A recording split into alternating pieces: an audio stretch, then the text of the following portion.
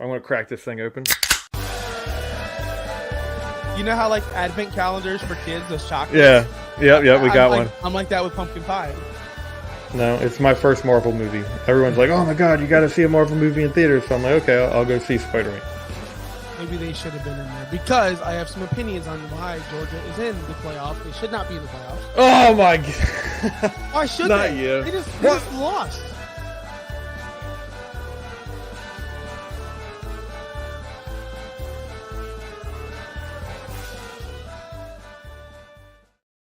Welcome to the Beer and Sports Podcast. We are part of the Finns Talk Sports Network.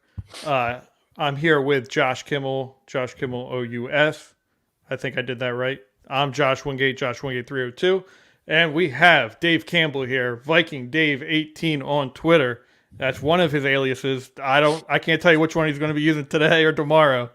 But he is a part of Once Upon a Sunday podcast, Fantasy Football. I said that all jumbled up. How you doing? I'm good. Yeah, I'll be using that Twitter until I get banned from that one. So for now, we're good with that one. But yeah, I'm good. What's up? Happy to be here. What's up, guys? Doing well. He had I know for a fact it took him at least a day or two to get that name on Twitter. I remember the whole story. It was one of the best days of my life. It's like I just can't get on Twitter. I was getting so mad. I was getting so mad. It's apparently it's impossible to get back on Twitter once you've been banned, and they somehow knew that I had a fake email address. They knew it was me. They knew I had a fake phone number. I used my kids. I literally had to use my son's phone number. They call that IP address. Well, it worked. I could get a new phone. It didn't matter. I had to literally basically use my son's information, and then you log in from there. It was bad. I'm like, how do people have 5 different keep getting banned and keep coming back? So I don't know. Whatever. I don't know. It couldn't be me. I'd never even been warned, so I don't know. I'm a cookie. Because you're never mind. Because I'm a nice guy on Twitter. I'm a nice guy in real life. I'm just an overall nice guy. Yeah. Josh, question: have we hit 500 subscribers yet on the channel? You just threw me on the spot there. Well, I want you to hit this graph. You always do it at the end. Why not do it in the beginning when everyone's watching? So, yeah, what can we do? Oh, you don't have it queued up. No, we're at 487, so we need 13 more subscribers, and we will be giving away a jersey. 500 subscriber. I'm gonna wait till I'm the 500 subscriber. One of our 500 subscribers are gonna get. Oh, God. It says jersey gave away. I know. We're not all perfect. We're not all perfect. Yeah, we can't be all Viking Dave over here. So yeah. Hold on. First of all, are we drinking? No, I'm sick. Yeah. Water. Oh, jeez. The best water out there. As my son calls it, red water. Red water. Well, red water. Red water. 0 because I'm healthy. Because I'm TB12. Official. Has he told you about that? Oh, what does that even mean? You want to tell him the story behind your TB12? I'm just TB12. Don't worry, I'm signed on, unofficial. Taking the TB12 lifestyle. He's eating avocado ice cream and I've heard about it. He thinks the Bible. He thinks he's better than people now. Yeah. The Bible. He thinks he's. I don't think that. I just know that. But we're here to talk about professional football because I believe last week we spoke some spooky ghosts. If you want to watch that, please go back, and that was awesome. But speaking of ghosts and blowing leads, I know that has no transition. The fuck? At least, hey, we all showed up to work today, and we weren't Jacoby Myers, right? We weren't the biggest piece of shit in the world. Could you imagine going back?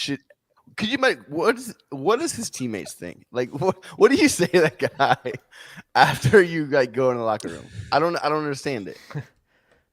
So this is my experience. I still haven't even seen the play. I just know getting that ESPN notification of Chandler Jones. Yeah, I'm about to. Face planting Mac Jones. Watch it right now. I want to see a live reaction. Yeah, live reaction to this video. Do you have it on cue, on YouTube or Twitter or something? It's everywhere. I'm pulling it up right, I believe, now. But somehow they got Chandler Julian Jones Edelman ending Mac Jones' life. I'm sure it's in there somewhere. So Josh has not seen it, which I don't understand. I was watching Bluey at the time of the when it happened, and I'm on Twitter, and I was like, oh my God. I'm like, I got to see what happened. So I just obviously in the Twitter search, Patriots ending. It was worse than I thought. Like I thought something maybe like somebody got hurt, maybe like a block field. I thought it was worse. Oh, It had to be the worst ending of all time. hold up. He ran backwards. He ran backwards and threw it straight to Chandler Jones. Threw it straight to him. Like that was his teammate. Like I don't know what he was thinking. I was watching it live. I was watching Red Zone, and I see. Oh, they're gonna run it. Okay. Oh, and then let's run backwards. Throw straight to Chandler Jones and poof.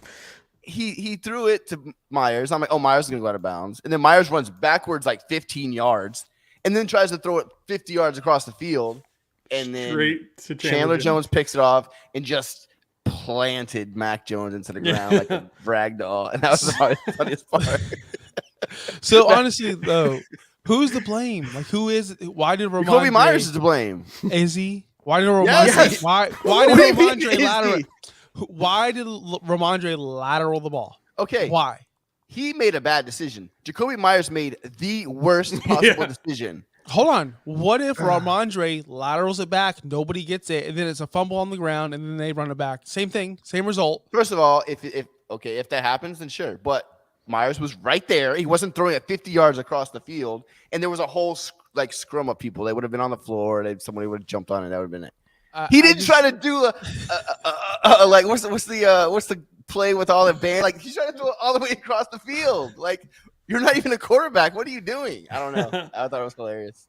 I think it's hilarious too. I think the fact that Mac Jones is a little bitch and he can't even attempt to make a tackle at all. I mean, that is Chandler Jones. Chandler Jones is what? He tried to make a tackle.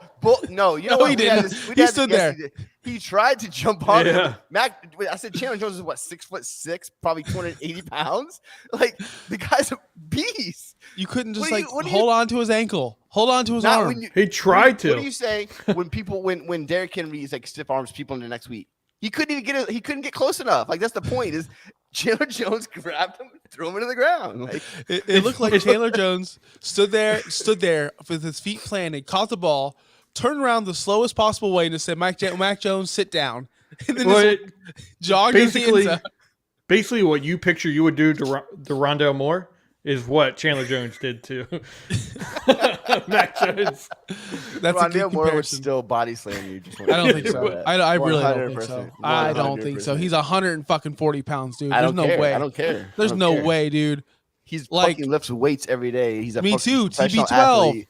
Look, I know more things than he does. It's all about pliability. He doesn't know that. I know that. Yeah, I'm sure he doesn't have a nutritionist with the Arizona Cardinals. You're right. I'm sure he doesn't. If you read the book, it says I doubt he probably doesn't read that either. If you read the book, it says most people. No, but it shouldn't have even come to this. There was a play where the guy was out of bounds and he caught the ball and they said it was a touchdown. It's ridiculous. There was no proof of that. Oh, come on, man. Yeah. First of all, I only saw it once. It did look like his toe was probably out of bounds. But they didn't have how does the NFL not have another angle? That's my question. The NFL, first of all, the NFL officiating is a shit show. We can talk about all the shit that happened in the Vikings game, both for and against them. Oh, we will. But it's like that every week, and it's in every game. It's just so bad.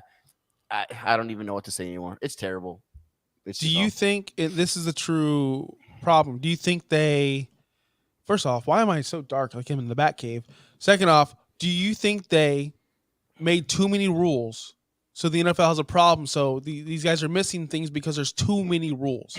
As in, if they just made it simple, a simpler game, there's holding, there's defensive holding, there's this, there's that, there's push off, there's extensions. Like this, honestly, it's too much to look for. No, and because me as a fan knows most of the most fans know the basics. But we're watching it from again, you're talking about a replay. That's what the replay system is for. If the guy's foot is out of bounds, like. My eyes, your eyes, anybody, I should see that. So that has nothing to do with is there too many rules. Dave, we're watching it from our couch with 1,000 angles. That's right what away. Instant replay is. They have all the replays. But they're watching it on the field. The live action. My thing is the live action. I get that. You're not going to get every call right, 100%. Like they're human beings. Sure, you're going to miss some stuff. I don't blame that.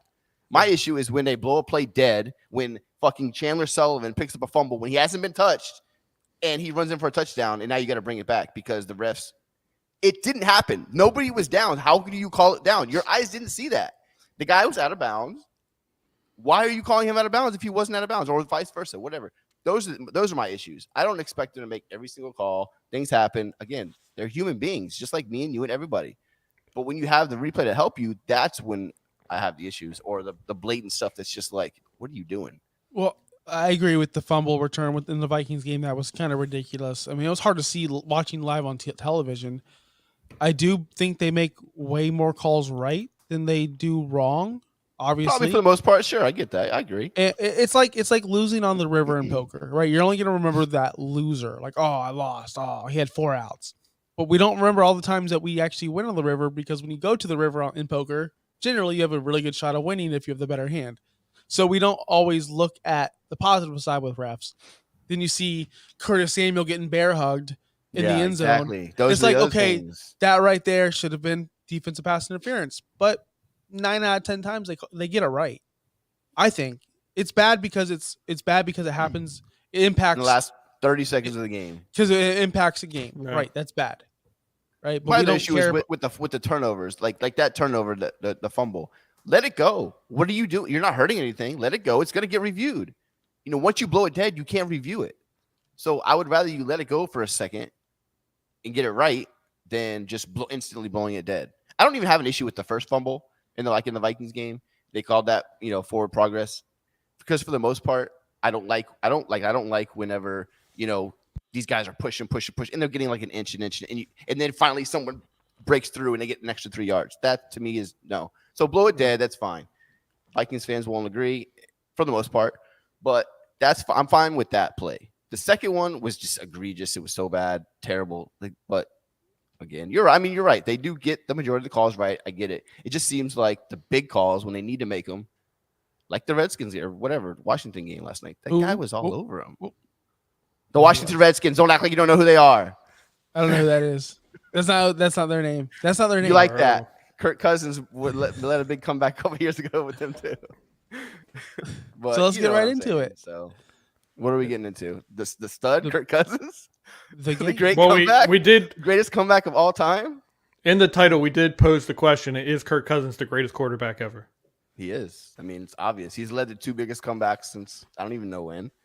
So what else do you need? You tell me what's better. I don't know. Yeah. I don't know. First question, Viking Dave. Going forward, this is I'm just gonna off the top of my head. Tua, Kirk Cousins, Tua, Kirk Cousins, rest of their careers. Who would you rather have? Cousins. Yeah. I'm just asking. I think he has a better arm. I think he's more accurate. I think Tua is very good. I think he's a solid player, but I don't know if his. I also feel like he's a little bit carried by Waddle and Tyreek.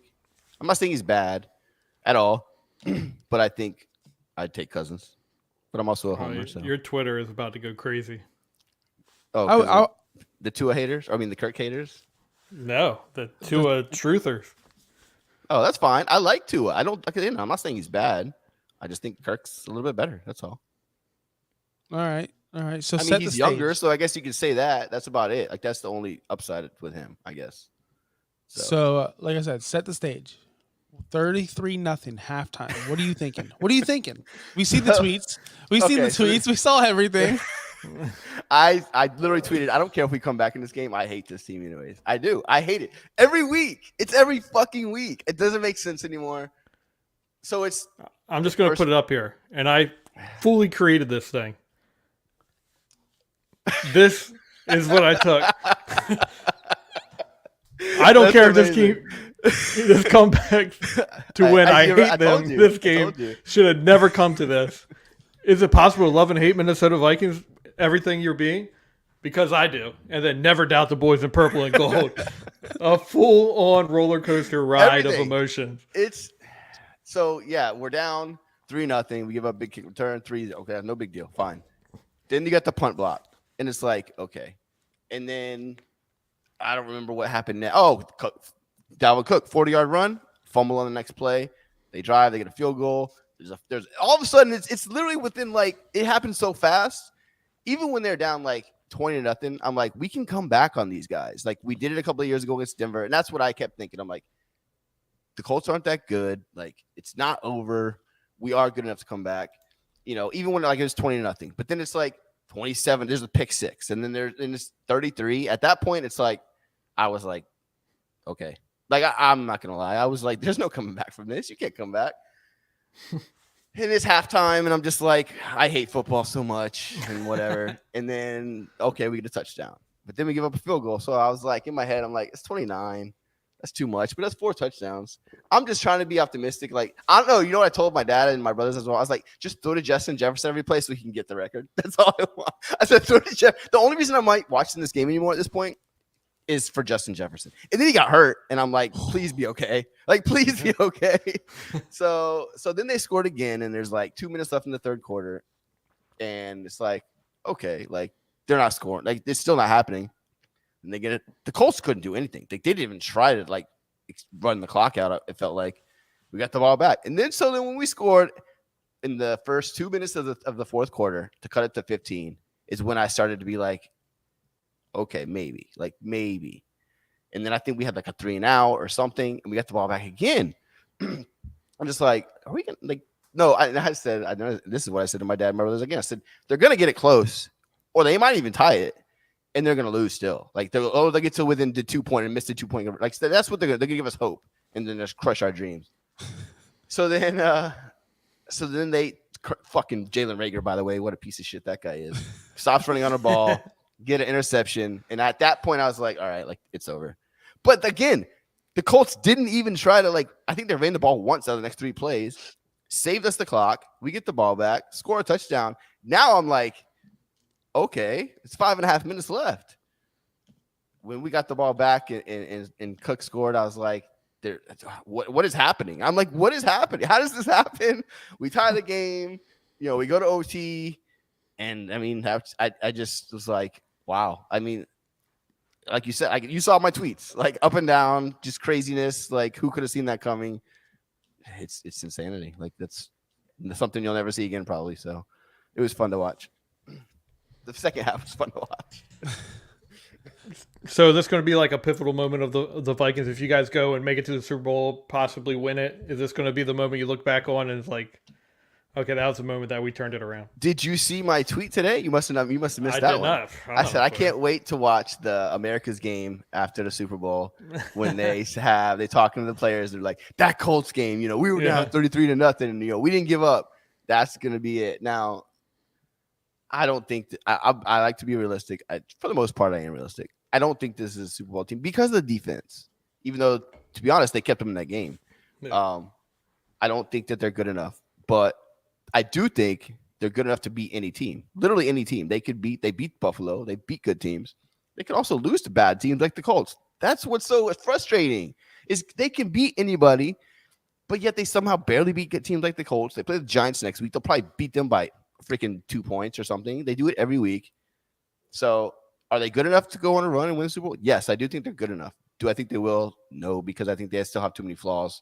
But if they went on a run, this would definitely be the spark that set it off. So we'll see.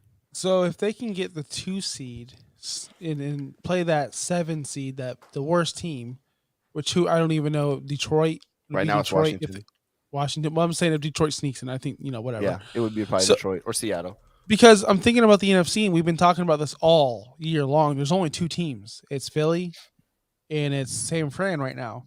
It was Dallas, but Dallas, we'll talk about them later. They're definitely 1,000% frauds. What? They're good. Dallas is a good team. Yeah, but the thing is, Dallas is I think there's 4 teams that if it went to the Super Bowl, I think there's 4. I think the Vikings, I don't think they're gonna, but I think if they went, I wouldn't be like shocked, like, oh my God. Vikings, the Cowboys, the 49ers, and the Eagles. I think those are the 4 best teams. I think anybody else from the NFC I would be shocked with. Wait, name those 4 again. Vikings, Cowboys, Eagles, and 49ers. I think those are the 4 teams that if they went, I would be like, okay, like they're good teams. Yeah. So I think Dallas could win a couple of games in the playoff. They're going to get the Bucks or whoever wins the shitty South. That's going to be a win. And then they're going to go play Philly. That's a division game. Like those, they could beat them. They play them this week. Like we'll see how. I mean, they might be without Hurts. So that's going to be big. But still, Dallas is good enough to beat those guys. They're not, bums. So I don't know what's going to happen, but I just feel like those are the 4 teams that will be the Final Four, and then some form of one of those teams will be there. I can agree with that. The Minnesota Vikings have had a career of just great moments in NFL history. The Minnesota Miracle, Minneapolis Miracle, the Gary Anderson misses 1 field goal out of like 10 billion, right? Seriously, all they do is make history, but yet they don't win the Super Bowl. Like, it doesn't make sense. And you know what's funny is they're like the 5th or 6th best team in winning percentage in NFL history. They never won the Super Bowl. Like, they're always like, they're very rarely like shitty. Like, you know, especially for stretches. Like, some teams will go through like 8 years, 10 years. They're just terrible. Like, they don't ever do that. They're either like really good or pretty good or like 500. And then they'll have, you know, the occasional whatever 4-12, you know, shitty season. But it doesn't last too long. It's usually a year or two, maybe 6-10, 2 or 3 years, and then they're back to being at least decent. What's one time? I just want one. I literally just want one. Like, that's all I'm asking for. Why can't they do that for me? I don't know. That's football, I guess. well, don't you feel like you get enough from the Lightning? I'm being serious. Like, Well, thank God for the Lightning. Like, thank God, because yeah, they're amazing. They gave us back-to-back, and they went to the Stanley Cup last year. So yeah, I have them at least, but I want one Super Bowl. Like, I don't think that's too much to ask. You know, it's not like I'm asking them to be the Patriots dynasty. I just want one. Like, that's it. That's why when I see Philly fans like complaining and all this, it's like, you won your Super Bowl a couple years ago. Like, shut up. Like, if people would have said you get your one Super Bowl, then you suck forever. Okay, that's fine. Like, it would suck the rest of the time, but I got my one moment to shine. Like, that's all I want. I want 1 year. No. Yeah, I'm right there with you because while we have 5, I was so young when we had our 5. Yeah, see, it doesn't really count. I didn't get to experience it. Yeah, it's like Josh is like, oh, the Dolphins won. I'm like, dude, you weren't even born when they won. Like, shut up, that doesn't count. That's like when people count all the, like, the Packers fans, like, oh, we got from this, we won. You won 2 probably in your lifetime that you've seen. So, you know, it still counts. Okay, you. It doesn't though. You didn't have to that, brag like, about it. Like, that's my point. You don't get to brag about it because you weren't there to experience it. That's all. But you can't brag about anything because you weren't on the field to make the play. So who gives a fuck either way? Please cut this guy off, please. He's lucky I'm not in charge. He's lucky I'm not in charge. You don't. Like, it's different. Like, for me, when I was a kid, they won the Super Bowls, but I didn't have any connection to the team. Yeah, it was my team, but I didn't have the connection where I follow them closely like I do now. So if they won a Super Bowl now, that would mean so much more to me than. Of course. Well, let's go to your shitty team because that's the opposite My of shitty team. Come on, man! Like, how much of a lead did they have against Jacksonville and Trevor Lawrence? Yeah, that was 21-point lead. Listen, I thought it was 21. Trevor Lawrence is a stud, by the way. Yep. Trevor Lawrence is a stud. So is Zay Jones. Yep. Yes, he is. Zay Jones is a stud, and Evan Ingram is also. Think about this: next year, Calvin Ridley is there. Evan Ingram, Zay Jones, Christian Kirk. They're gonna be decent, man. If they get a good running running back, back, they might make the playoffs this year. Yeah, they get a good running back. First of all, ETN doesn't suck, but they need somebody else. I mean, he's like so fancy right now, freaking piece of shit. He's not good, but he's not. If only someone was there to tell you guys that ETN is just awful, and not to draft him. He's not awful. He's a good player. He's the 16th best. He's not a first-round pick. Quality running back. No, did they take him? Oh yeah, they took him towards the end of the first round. Yeah. I mean, to be honest, not many running backs are like right now. Like, no, they're not unless you're. I don't even know. Like, I can't think of it. Like, Jonathan Taylor. Think about the last first round. Think about the last first round running back that worked out. Zeke. Right. Zeke. Yeah. I mean, I don't know. I don't know if there's somebody else since then. Like Zeke. I mean, Najee is still in question. I think he's going to work out. It's just. He's okay, but like the thing is, you don't need a high-profile running back to be successful in this league. It's been proven over. That's why they're not getting second contracts unless they're literally elite. You know, these guys aren't getting these big second contracts right now unless they're CMC or, you know, Dalvin, Zeke. Because at the time, it's hard to like let those guys go. Even though you can say Vikings should have probably not signed Cook or Dallas probably should have not signed Zeke. At the time, it's like, I can't let this guy go because he is really good. Even though he's probably going to drop off pretty quickly. He's like, how do you justify that? You know, I was thinking about that watching football this weekend, thinking running backs don't win MVPs, and like they shouldn't win MVPs because they're never the most valuable person on their team. Even Derrick Henry, he was easily replaced, not easily, but Hilliard and the other dude did just fine when he was gone. Then you're sitting over here watching the Ravens, and geez, what a shit show they are without Lamar. You know, like just what, like look how bad Philadelphia's going to be without Hurts, right? Minshew will do okay, but they're not stellar. Take Miles Sanders out of there, nobody gives a fuck. These running backs shouldn't really hold first round weight ever. I don't understand why teams do it. It's a bad investment. Is Bijan Robinson going to be a first round pick this year? I don't know. You're the college football guy. I don't know. I haven't like.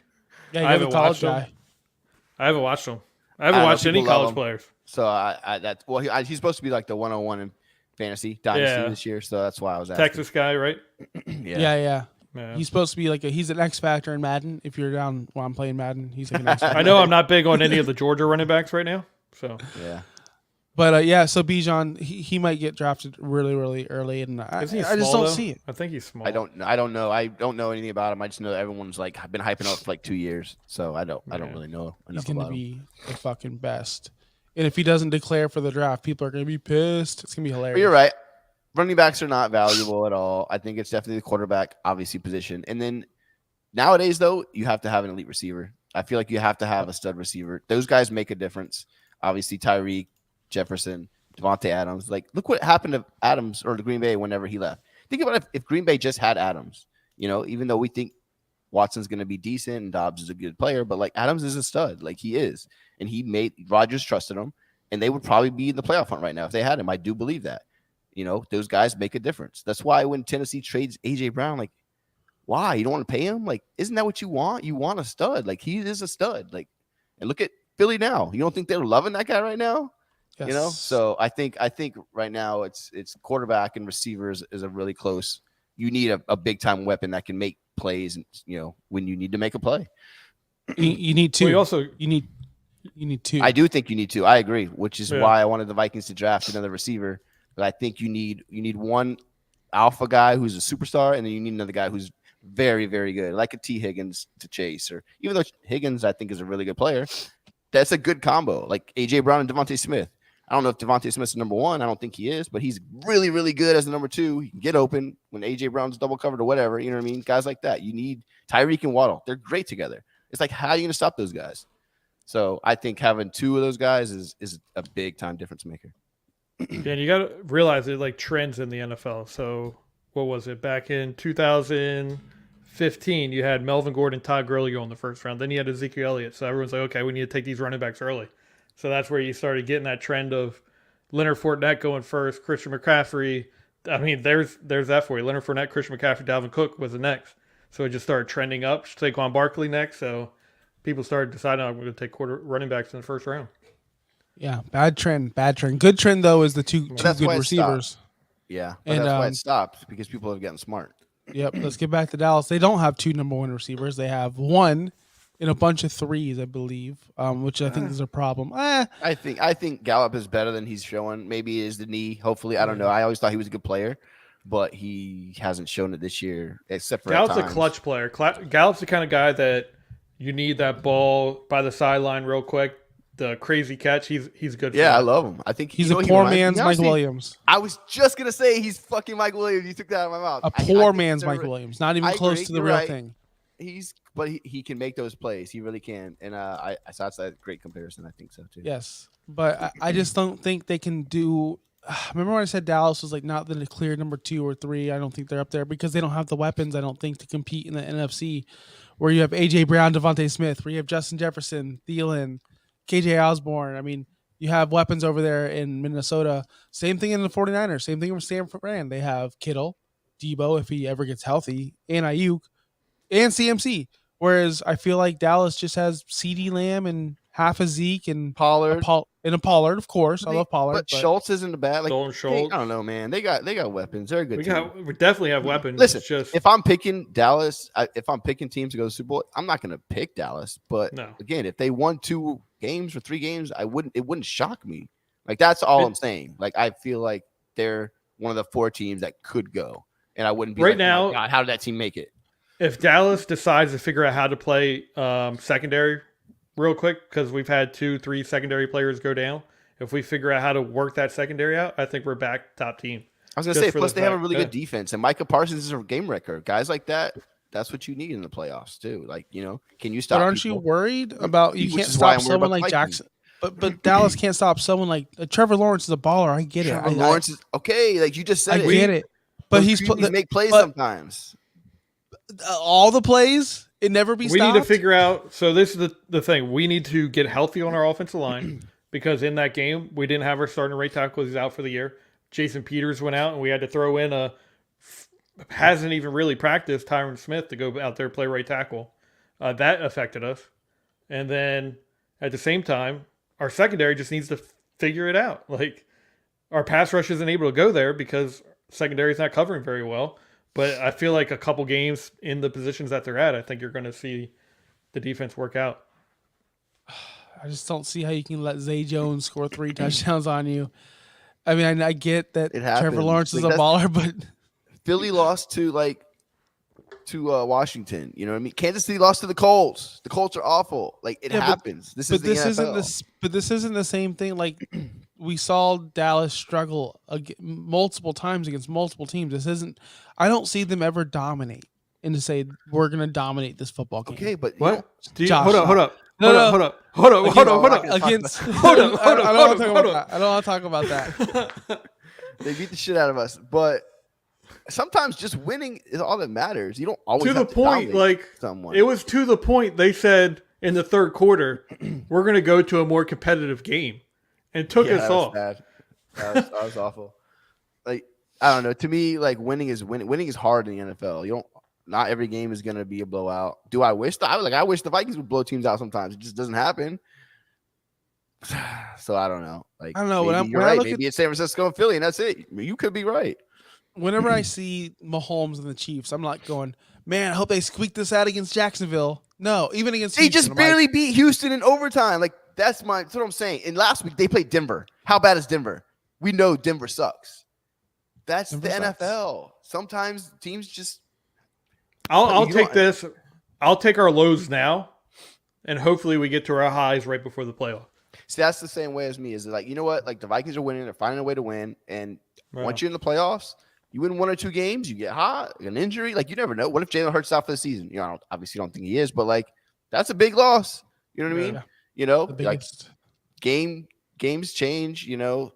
Sometimes winning close. Like that's one thing I learned about the Vikings.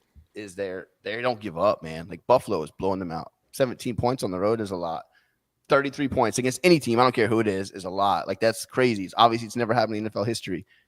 The one thing they don't do is give up. And in those moments, those clutch moments, those things matter. Hopefully they matter in the playoffs. You know what I mean? Hopefully, this Purdy guy for San Francisco is a little bit rattled and he makes a bad throw. You know what I mean? Like that's all it takes is a little bit of pressure. And if you're not used to it, are a different animal. That's what I'm saying, So again, I do think San Francisco. I don't want to play San Francisco. They scare the shit out of me. I think that they're awesome, and right now they'd be who we played in the second round, assuming obviously we win.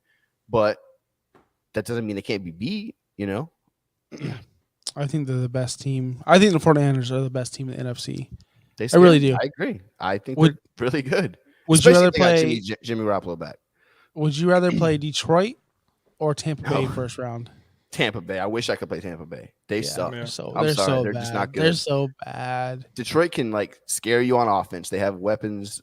Goff's playing well. Even though defense isn't great, the Bucs are just I don't know. The issue is, I guess, the only thing with Tom Brady, it's Tom Brady. But then you got Evan. But the thing is exactly. You do you're right. Like Tom Brady could just be Tom Brady and do Tom Brady things. So yes, for sure. But that team just doesn't. It's like this ain't their year. You know what I mean? So it's so bad. They're gonna win the division under 500 and get to the playoffs and lose their first round. They have to. Dallas is gonna smoke whoever they play in the first round. Lucky, they're so lucky. I hope so. That might get us over that hump. I really hope Detroit makes it, and I was so wrong. By the way, so wrong about Detroit. I said they'd be the worst. I said they would be. They were 1-6. Team. I know, and all of a sudden they got fight to them though. And it comes down to the head coach.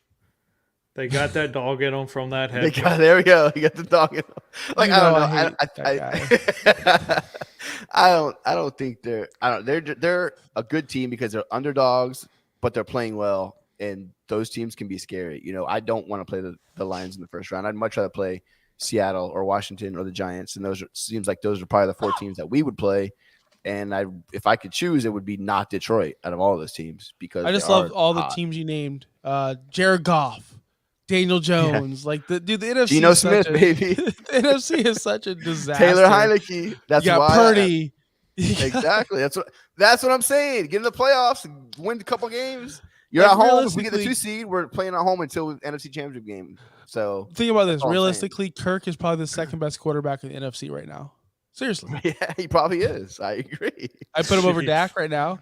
I would put him over Dak. They're right close. Now. I think they're close. I would take Dak over Kirk just because I think he's more clutch. The guy with 7 comebacks this year. First off, I think Dak is more clutch. I don't know if y'all heard. Nate Burleson said, "This will be the biggest comeback I've ever seen in my life." Yeah, no shit, Nate Burleson. It's the biggest comeback any of us have seen. This fucking guy, man. I love Saturday. What? You know, we were watching the game, and it was like at that point it was like 33-7, and the way the announcers, that's what it was.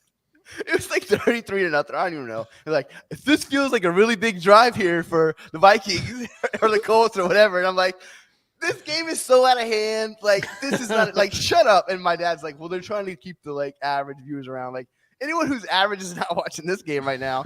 I'm like, shut up. Obviously, I didn't think they were coming back. It was a big drive for him. It's just funny how, it worked out. He's like, this is a really big drive here. It's like, shut up. I just love the Saturday games where it's always the B crew. Like you have Nate Burleson and this other guy. Yeah. Then the second game, you got like Rich Eisen and Deion Sanders or whoever the hell it was. Oh my God, those are my favorite games. Because it's just when Rich Eisen calls a game. Do you guys pay attention to that? I feel like I'm the only one that does. The announcers, who's announcing the games? Does like Sunday morning at 6 a.m. game or whatever. Like the European game. I think he did the Baltimore games. I think. I didn't watch any of that game, so I don't know. I didn't watch. Yeah, it was on, but I was like sleeping in and out of it, and I'm pretty sure it was Rich Eisen and Kurt Warner or something. But yes, those are my favorite. Rich Eisen, Kurt Warner, Michael Irvin. They do like the whole Sunday. Yeah. I know they do a London game. They did that. That's what. So I could be so wrong. By the way, I was so drugged up on medicine like NyQuil and so, no, not that kind of drugs. Like I was legitimately sick on like NyQuil and stuff. Right? This guy's snorting lines before the game. Yeah, you know me and AB, me. That's what we do. You're so stupid, Dave. Oh my gosh! But hey, we do still have some time, so we didn't talk really much about the AFC. So let's go into the AFC real quick. There was some crazy. By the way, do you think Matt Collins was grittying down the sideline when that was the funniest thing I've ever seen in my life? We talked about that at poker last week. Did you see that? I don't think Josh saw it. I did not. Matt Collins? That was the funniest shit I've ever seen in my life because the ball was rolling down the field. So like. It was when was the game? It was the comeback. Who won that game? It was last Monday night when Baker had that drive. So the ball's rolling literally down the field. He's doing the gritty right next to the ball. And it's so funny because the play is still going on. It's hilarious. And then they came back and lost. All right. Is this on the punt? Yeah. Yes, on the punt. The punt. Yeah. It's so funny. So do you think Matt Collins was doing the gritty when they were your boy was stiff arming Mac Jones? That'd be great if they had him on the sideline doing the great. That'd be amazing. So do we think that... Go ahead. Let me get into this. You guys do a fantasy football podcast together. Oh gosh. What? I'm so over fantasy football right now. Let's get into fantasy. I have not been in a fantasy league this entire season. What do I need to know going into fantasy next year? Don't draft running backs. Don't ever draft running backs. Don't draft running backs. Don't ever draft running backs. They're all pieces of shit. Literally all of them are pieces you like of shit. setting me up to be like, no, hey, join our league next year and don't draft running backs? Don't. They're not worth drafting because they always get hurt. Jonathan Taylor to me this year was like a lock for top 5 unless he got hurt, which he did. But even when he played, he wasn't that great. Then he did. But do you feel like we're going through the shift of the new group of running backs? No, there's no running backs that I want. Josh, that's the problem though, because these top receivers are so They're dominant. so good, and they don't get hurt as often. Like Yeah. Jefferson, stud. Diggs, stud. Adams, stud. Tyreek, stud. Like those guys are ridiculous, and they don't get hurt as often, and they score just as much as the running backs, unless you have a CMC from like 2 years ago, 3 years ago, where those guys just go nuts. At this point, the receivers, like it's just shifted, just like in the NFL. You need a stud receiver. So it's next year's the first round is going to be littered with receivers, I'm sure. I need someone to do this number because I'm not going to do it, or maybe I will. 25-point games or better. I wonder who leads that. Like the receivers have that 3-1 in points sure. because they're scoring the 25-point games. I see it all the time where running backs like, oh cool, he scored 12 points, and you're happy he scored 12. Like as long as he doesn't get you like 3, you're like, all right, cool. If I got 15 from my running back, awesome. I got 12 from him, cool. 9, okay, I can live with that. You know what I mean? Can live with 9. Yeah. But like if you get like 15 from your receiver, you're like, oh come on, man, like that's nothing. Yeah, you're like, I'm like, Jefferson only got me 15 this week. What the hell? So what's your philosophy in drafting? Because my philosophy has always been running backs. You could like up to like round or pick 12 or your 12th running back. There's like a difference between like 50 points between those two, and then receivers. There's like a 12-point difference between 1 and 25. So I've always gone running back early for that fact. And then drafted receiver later. Talk about the past. Times have changed now. Now it's receivers dominating. The receivers are getting all the points. They don't get as hurt as often. I'll rather think about if you had Josh Jacobs this year. You probably got him in the 5th round, 6th round. He was tanking in every draft, and he's winning you the league. Look at right now. Jerick McKinnon is going to win people leagues. Jerick McKinnon, who you definitely got off the waiver wire because you didn't draft him, There's the running back position throughout the season changes so much. Yeah, they're like CMC's still having a really good year. Saquon Barkley's having a really good year. There's Eckler's having a really good year. And yeah, like those guys will probably go mid to late first round, after the elite receivers. You do still want those guys, but they just get hurt way too much, man. They get hurt too much. They're too influx of unless they don't, especially think about Chubb. Chubb's awesome. He doesn't catch enough passes. If he doesn't score a touchdown for you, he's not getting you enough fantasy points. That's just the reality. I get 10 catches from Jefferson for 90 yards. 19? Cool. Chubb rushes for 90 yards. It's only 9 points. That's it. Exactly. I do have something else to add to that as well. I'm noticing, and it's going to be hard for me to do. But go ahead. I already know what you're saying. I know exactly what you're going to say. You don't know. Yeah, I do. You don't know. Everyone go look around at your final 4 of your playoffs. Look who, I know exactly what you're going to say. Look who they have. They have Josh Allen. They have Jalen Hurts. They have Patrick Mahomes. Yep. These are different makers now in the new NFL. Yes, they are all awesome. I get it. Kirk Cousins, everyone's awesome. That's just the NFL now. But to get that extra edge, you may need that extra Justin Fields for fantasy right now. Exactly. You just look at your fantasy playoff guys. It's all littered with Josh Allen versus quarterback. Probably they have the top of the top. Top of the top quarterbacks are getting it done. Most of the leagues I'm in that I'm like excelling in, I have Tua and Mahomes. I have these top guys. Or Josh Allen. These other leagues where I'm like, I'm stacked everywhere else, but I got Trevor Lawrence. Now he's doing great right now, but let's just say, but for he example, has too many up and down games. Cousins, exactly. We thought Cousins would be better, and he had a good year. But for fantasy, he hasn't been as good as like even the top guys, like not even close. Yeah. So the leagues I'm doing better in, I have better quarterbacks. I thought about that too, and I was like, you know what? I'm just gonna draft unless I get Kelsey, which I probably can't, unless I'm taking way too high because he is worth it.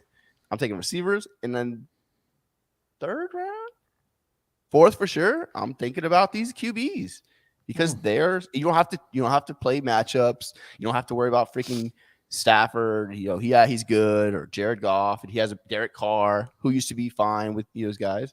You get Josh Allen or Mahomes, Hurts. You put them in your lineup, and you're going to score you points. And if they have a bad game, okay, whatever. They had a bad game, they won't do it again. Yes, that's the new trend. I'm going to stick on this running back thing because it's blowing my mind right now. Who would be your top running back? CMC. Would Nick Chubb possibly be up there? Not even close. Not even close. No. Not even top 12. No. Probably not. No. I'm just thinking he's the most consistent running back out there. Well, that's what I'm saying. He can get all these yards, but if he doesn't score a touchdown, he's not getting you enough fantasy points because he doesn't catch enough passes. Christian McCaffrey can not score touchdowns and still get points because he catches enough passes. I'm taking Ramondre Stevenson over Nick Chubb all day, every day. I love Ramondre Stevenson. Yes, because he catches passes and he Breece Hall. Had 100. Super stud. Yeah, see, that's the Sucks thing that is, he got hurt, man. That yeah, sucks he you, got you, hurt. you got to think about all these players that got hurt, and plus the players coming in like Bijan. If Bijan lands into a great situation, a great spot, Yeah, and he'd be a top 5 pick probably. he'd be top 5. Yeah, he'd be probably a top 5 pick if he is who they say he is. So we don't know. We can't really project next year because next year is not set yet. We don't know where Fournette's going to be. We don't know where these guys are going to be. Is Rachaad White going to get that number one lead back I role? would love Rachaad White to be the number 1 guy there. Like that would be great. So that's the thing with running backs. It all depends on opportunity and not much as talent, because talent will be there, but it doesn't matter if he doesn't. Look at Swift. Swift has all the talent in the world. Oh my God. But they're giving the ball to Justin Jackson. Don't give me this, I'm a Swift hater. Dude, Justin Jackson's getting the fucking ball 33% of the time. So if dumb. someone explained to me what Dan Campbell and his stupid idiot mind is thinking. Somehow they won 6 out of 7 Why games. does Dan Campbell get that? Why you throw that on Dan Campbell and not Deuce Staley? I don't care. Yeah, whoever the offensive coordinator is. Who's making that decision? It's That's annoying. what I agree with that. We will hate on Dan Campbell for not being this offensive or defensive guru, and then give him all the blame for how a player is being used. I saw something on Twitter yesterday or today. It's like, I love Dan Campbell, but I'm sick of this. And it was just like 3 plays in a row. Jamal Williams, 1-yard run. Jamal Williams, negative 1-yard run. Jamal Williams, 2-yard run. It's like, okay, we get it. You love fucking Jamal Williams. Oh, we're not like this. We're not this team. We're not this team. I'm tired of losing. I was trying to figure out where you're going on that, and now that I was realize from we're going back to Hard Knocks, bro. Yep, I figured where we were on that after a while. Just give the ball to your best fucking player. But they don't do it. And guess what? A lot of other teams don't do it either, because for some reason, whether I love Zeke, but we all know it's time to give Pollard more. Give Pollard he is more. getting a lot more, but I think they have a good rotation going. I honestly think they have a good rotation going, because it's good to have 2 guys that can really do it. It is. And neither one of them is at this point elite, although I would probably say Pollard closer to elite right now because he's making big plays. So, but they have a good rotation. They have a good thing going. I just don't understand why Justin You just want Jackson, more Pollard points. That's all. I want more Pollard points. I want more Swift points, and I would like some more. I'm trying to think of another team that's I want Singletary off the field. I just want to see James Cook. You know what's funny? I do too. But Singletary's a good player in a good offense. He's he was annoying. so good for me this year. Like he's been so solid. Like he hasn't been great at all. Again, so this is a guy. This is a perfect example of running back. I literally drafted Devin Singletary to pretty much to trade him to a friend of ours who's a huge Bills fan, and I ended up keeping him. He's been like usually he'll give me like 9 or 10 points is like his low, and then his high is usually 18, 19, 20. You know, if he scores an extra touchdown, he'll get more of that. But that's, again, I don't need a ton of points when I have my sub receivers. I just want him to get me 12, 10, 15 points, and I'm good with that. And he's been really solid. He'll have an 8-point game. And I'm just like, okay, like that's not great, but he rarely gets you like 3. He did that a week or 2 ago, but I'm just saying he's like a perfect example of a running back that you want that doesn't cost almost anything, and that he's pairs perfect with my stud receivers. Josh, are you still stuck in this? Oh, well, there's so little running backs out there, so I have to get them all.